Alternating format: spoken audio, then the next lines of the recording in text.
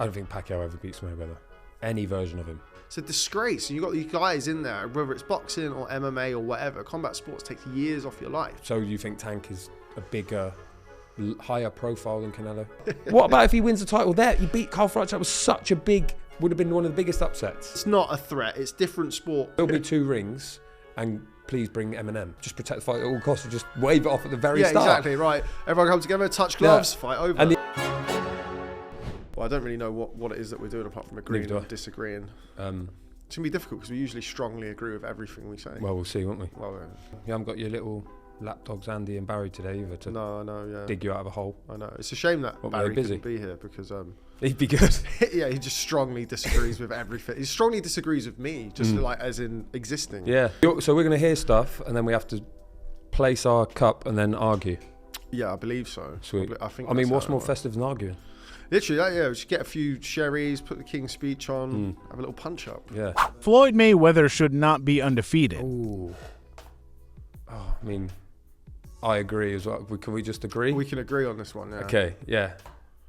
Yeah, I thought he lost to Jose Luis Castillo. Yeah, of course he did. Lost the first fight. He lost to Jose Luis Castillo. I didn't think it was a particularly difficult fight to score either. But yeah, he shouldn't be. He lost that fight. But there's a litany of examples of people who lost, but they got the decision. The only reason why it ever stands out with Mayweather is because he retired undefeated. Yeah, and it became a massive part of his selling point. But like a lot of the other kind of close fights, so to speak, people's like, I mean, obviously Oscar De La Hoya is on his own trajectory in the world, but he said that he felt like he beat Mayweather. I didn't see that. I thought Mayweather won that fight fairly clearly. But yeah, for me, Jose Luis Castillo deserved the decision over Mayweather in the first fight. Obviously Mayweather, as I think all great fighters should do, gave the immediate rematch. Right the wrong. Make adjustments. Yeah, make adjustments. Make did in the smart Maidana decisions. one as well. Yeah, exactly. Because he just knew the score then in the second fight. Yeah, it was easy work then. But having said that, in the second fight, he almost got knocked out. Yeah, that right hand, where the tooth came. Yeah, Maidana now wearing. Speaking of which, he got hurt against Mosley as well. But people forget, if you watch the whole fight, he was so good against Mosley. Yeah, he was just apart from those forward. little clips. Yeah, he was very good in those. And also, you got hit and rocked, still stayed on his feet and held and showed like that side of him as well. But yeah, I think he lost the Castillo fight. Yeah, same. Sorry, Floyd. Merry Christmas, though, strongly disagree. Yeah. Merry Christmas, Floyd. Okay, all right. Muhammad Ali would beat Tyson Fury. Oh, that's such a hard. Would he beat him? Not strongly. Go on. Too big. It's too big. Too big, too awkward. And I'm saying the best Tyson Fury. And I think the best Tyson Fury was the second Wilder fight. And then you can also look at him in the Klitschko fight.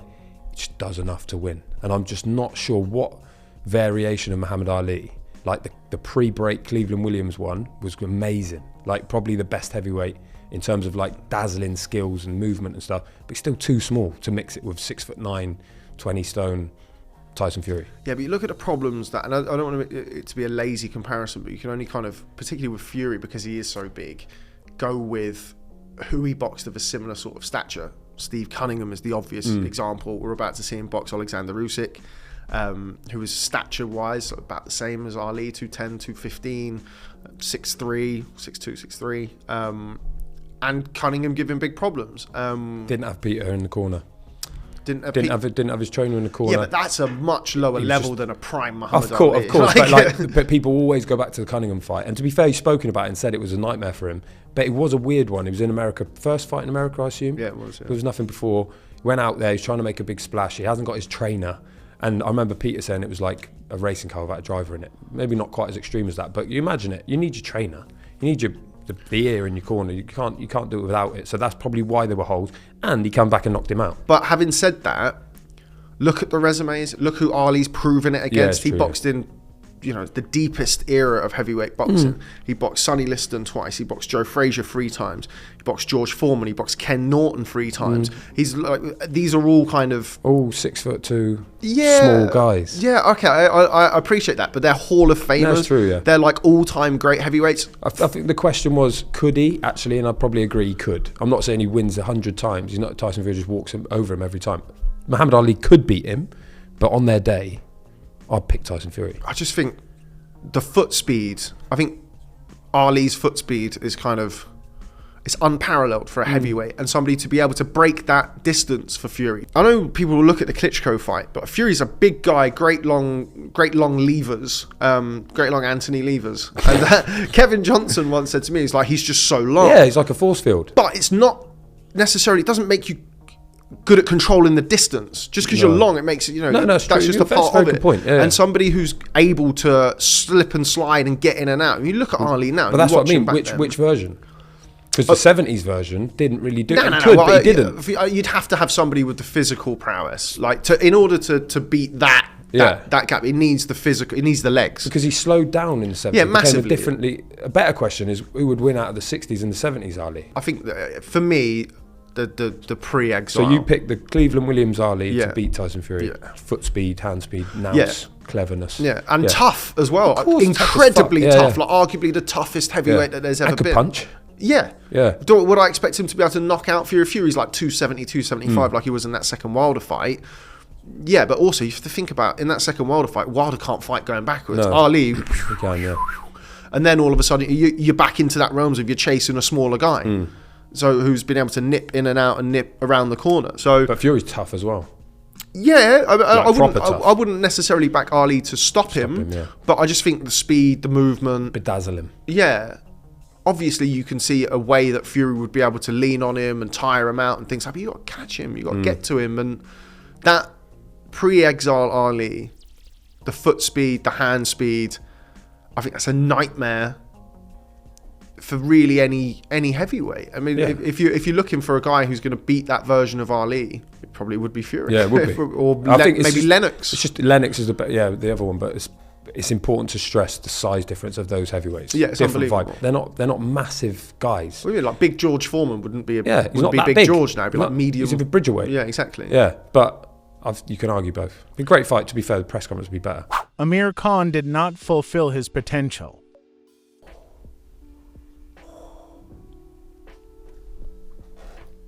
So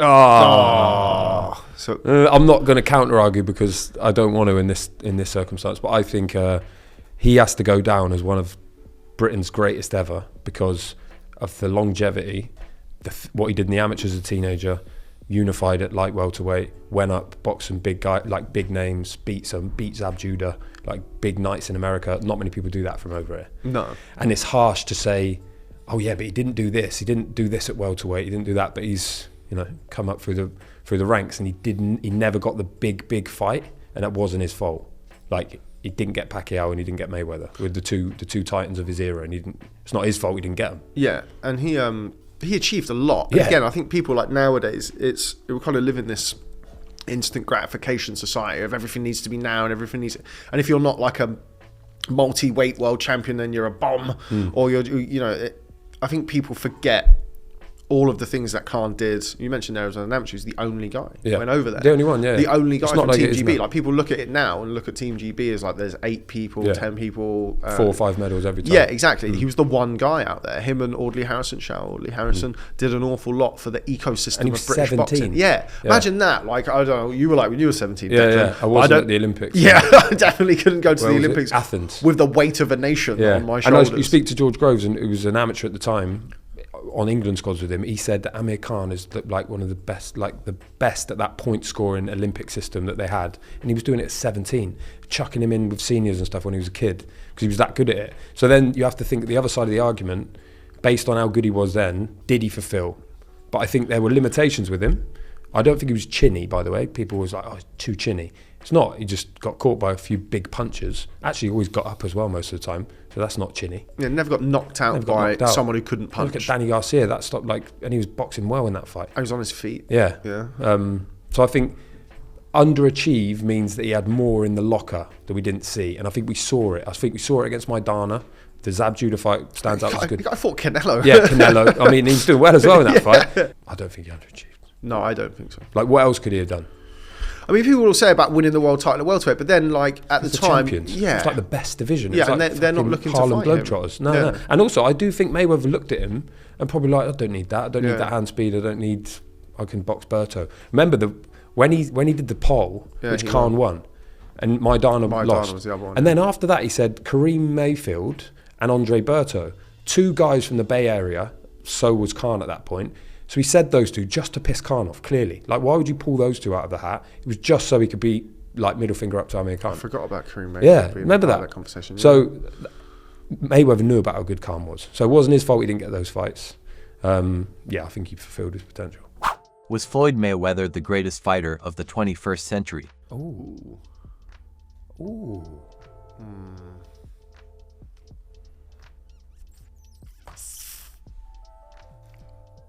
You just got to back another horse and run with it, because you can argue for both. Okay, who is it then? So the reason I've gone for disagree, as opposed to agree or even strongly disagree, Because you're annoying. Yeah, well, there's that. But I think that there's two fighters who I think that there's an argument with in the 21st century. Now, one of the reasons why I find it somewhat difficult to make the case for one of them, which is Roy Jones, is that he did a lot of his best work in the 90s. And his bad work in the... Yeah. So that has to count for something. Manny Pacquiao is an 8-weight world champion. He fought, in my opinion, the better fighters in their prime. He wasn't an unbeaten fighter, but fighting, well, I say prime, a much better version of your Morales, Barrera, Cotto, Hatton. Well, Cotto was good against Mayweather, but stopped Not him. a better version of Hatton. We fought him at 140. Yeah. Hatton at 147 wasn't the same. But he was not good. He was not in a good way against Manny Pacquiao. He was in a better way against Mayweather. Yeah, but he was up at a... Manny Pacquiao got chinned into next week by Well, this is the thing, isn't it? fourth Because fight. again, it's sort of how you position both of them, in a sense of Mayweather unbeaten, had some close fights, but obviously didn't lose them and didn't get knocked out. Didn't lose him. And I think the key is the question was greatest, not best. Well, there we go. Then stuff like, what's harder? Becoming Because he is the greatest one. But for great, I think great means transcendent. Doesn't just mean who's the best. I mean, he was the best as well. Probably technically the best of the 21st century as well. Maybe Roy Jones. I mean, Andre Ward was really good as well. Yeah, I don't think Ward's in that conversation. Because he's not there, because he's not great enough. Whereas Floyd Mayweather, as much as you can say that, you know, there's a lot of proliferation of titles, he still won them all, defended them all. Only a couple of names you can ever chuck at him and say you never fought him. Won all the big fights, became that superstar in Vegas on the side of the MGM. That's greatness. Pacquiao, he went from WBC flyweight champion, Yeah, it's mad. and beat Antonio Margarito at 154 pounds. Like, One of the names that people level at Mayweather is that he never you boxed avoided him. Antonio Margarito, that he never boxed. Look, I'm not necessarily, again, it's a difficult thing to put in, because I can't really... Had the fight between Pacquiao and Mayweather happened earlier, do I think that there would have been a different winner? Probably not. I don't think Pacquiao ever beats Mayweather. Any version of him. At any weight. Doesn't mean he's not greater, because who lands higher on the all-time list? For me, it has to be Mayweather. But again, like being an 8-weight world champion, beating those guys, I think... No, it's true. Like that big massive photo that was out in Saudi with all of those fighters. Manny Pacquiao stopped 4 of the guys in that photo. That's unbelievable. wild, yeah. Like going through the weights, knocking people out, fighting, in my opinion... I mean, both, look, you sort of look at Mayweather's resume and who he boxed and the amount of Hall of Famers and world champions. Obviously, it's easier now with the 4 weights, but I felt like Pacquiao fought the bigger threats when they were threats. So, like Barrera, destroying Barrera in the first fight, no one expected him to do that. The way he went through Oscar De La Hoya, no one expected him to do that. When was Mayweather really up against it? Yeah. And okay, he was great, and it doesn't, you know... But that's what I mean. That's the greatness. Because you're right. You could probably go through the fights, and like Pacquiao's second coming after the Marquez fight was probably more impressive than Mayweather's back end run with the 2 Maidana fight, Berto, McGregor, who else was in there? That little run is not pulling up any trees. He was old. And Pacquiao in there, he made a hell of a lot of money from it. That's why I went agree instead of strongly agree, because I think you can. But we'd agree that it's those two. I would say it's between those two. I wouldn't argue with Mayweather at number 1, but for the sake of this, I will. For you, mate. And also, I just think, what Pacquiao did, the names that he beat, how he beat them, when he beat them, for me, Manny Pacquiao. If Usyk beats Tyson Fury, Where does he slot in? You think about the longevity of both Pacquiao and Mayweather. Pacquiao was another unbelievable stat. Pacquiao was the youngest ever flyweight world champion and the oldest ever welterweight world champion. That's insane. Like, to be able to do that at both ends, it really is. But unfortunately, the flyweight title wasn't in the 21st century. But we'll move that to one side. But yeah, I mean, he did get knocked out by Juan Manuel Marquez.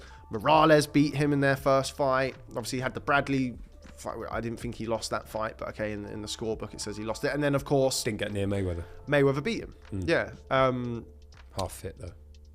Or Yeah, was but he? you can only They're always half fit. But you can only beat what's put in front of you. I certainly don't have any kind of. I don't think that Mayweather beat an injured Pacquiao, whether he was injured or whether he wasn't. I'm sure Mayweather had some sort of issue, as a lot of fighters do. But I think they're 1A and 1B. But for the purpose of disagreeing with you, I'm going to go with Manny Pacquiao. Fine.